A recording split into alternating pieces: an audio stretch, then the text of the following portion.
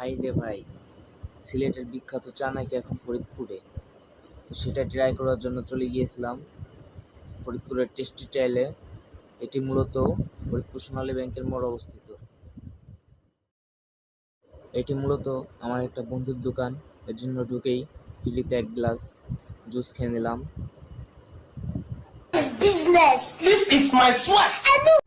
Business পরে দেখা যাবে ভাই, আগে চলুন চাটি কিভাবে বানানো হয় সেটা দেখে আসি। আসসালামু আলাইকুম।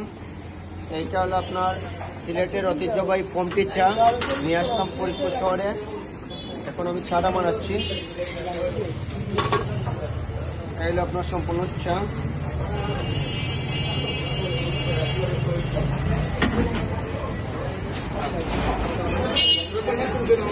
কমপ্লিট, চাটা হয়ে গেছে।